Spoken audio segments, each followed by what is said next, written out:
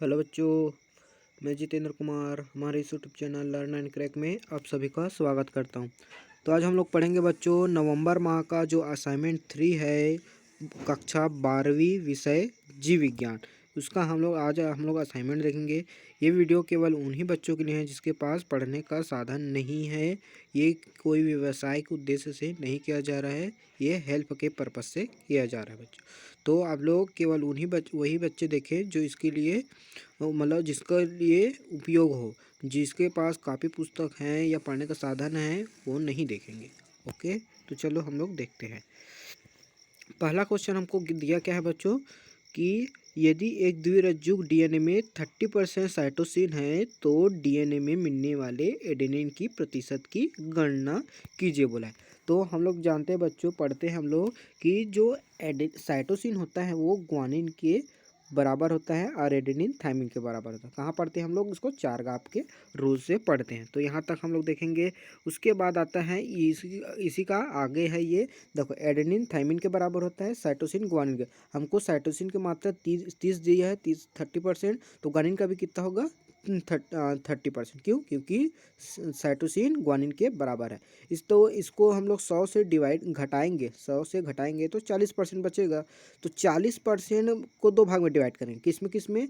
एक एडेनिन के लिए और एक थायमिन के लिए। तो आपको एडेनिन की मात्रा कितनी मिल जाएगी? 20% मिल जाएगी। तो पहला आंसर अपनों को मिल गया। पहला का ब क्या दिया है? यदि अनुलेखन इकाई में कूटलेखन रज्जुक के अनुक्रम को निम्नवत दिया गया है, जो दिया है तो इस एमआरएनए के अनुक्रम को लिखिए। तो इसको हम लोग पढ़ते हैं बच्चों।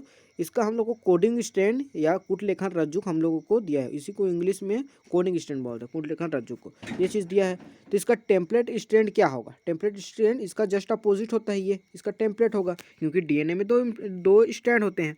अब इसका एमआरएनए जो बनेगा, यहाँ पर जो एमआरएनए बनता है बच्चों, वो कैसा होता है? वो कोडिंग स्टैंड के समान होता है। एमआरएनए का अनुक्रम जो सीक्वेंस होता है वो कोडिंग स्टैंड के समान होता है। केवल थायमिन की जगह क्या लगता है? यहाँ पर यूरेसिल लगता है। तो ये इसका आंसर हो जाएगा। ठीक है। अब उसके बाद दूसरा क्वेश्चन क्या है? प्रतिरक्षी अणु का नामांकित चित्र बनाइए। Draw a well level diagram of antibody molecule. क्या है? Antibody molecules. तो इसका हमको डायग्राम बनाना है। तो ये उसका एक डायग्राम होता है बच्चों। ठीक है, ये डायग्राम को अच्छे से बना लेंगे। अच्छा, अब थर्ड क्वेश्चन क्या है? आपके विचार से किशोरों को अल्कोहल या ड्रग्स सेवन के लिए क्या प्रेरित करता है? 3 कारण लिखिए। देखो, आजकल के युग में अभी ड्रग्स और अल्कोहल ज़्यादा जो युवा है वो ज़्यादा पीते हैं। तो क्यों? ये क्या कारण है?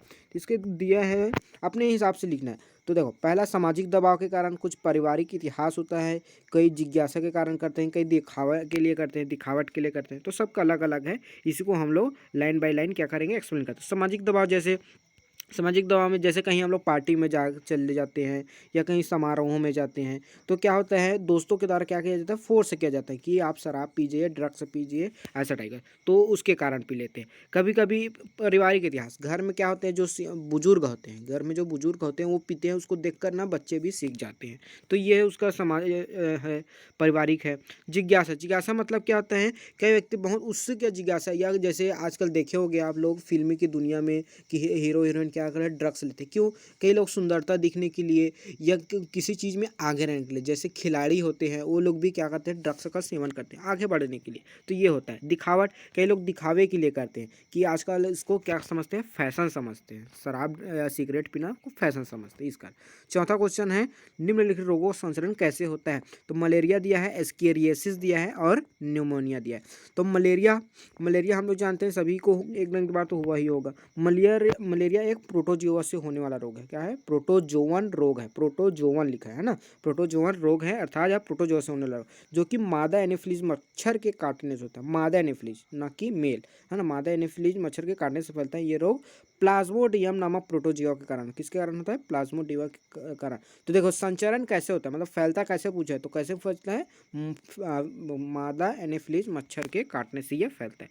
दूसरा, एस्केरियासिस। अभी एस्केरियासिस रोग किसके कारण होता है? एस्केरिस ल्यूम्ब्रियोस काइट्स के कारण। यहाँ कृमि के कारण होता है, यहाँ परजीवी हमारे कहाँ पाया जाता है, आंत में पाया जाता है।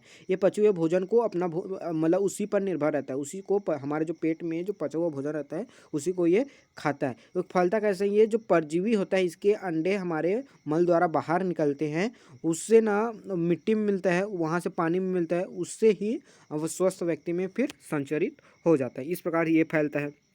उसके बाद निमोनिया।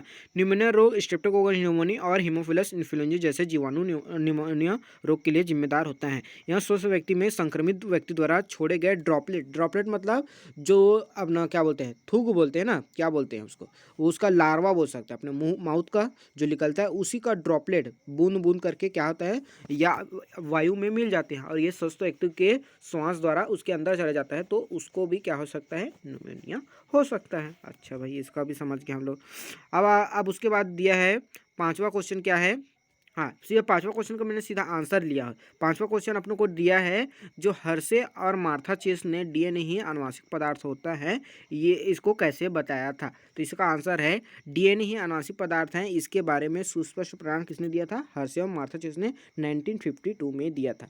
इन्होंने क्या किया, उस विषाणुओं पर काम किया, उस विषाणु पर, कौन से विषाणु पर, जो बैक्टीरिया पर, जीवाणु पर अटैक करते हैं, और उस विषाणु को हम लोग क्या बोला, बैक्टीरियोफेज बोला या जीवाणु भोजी बोला।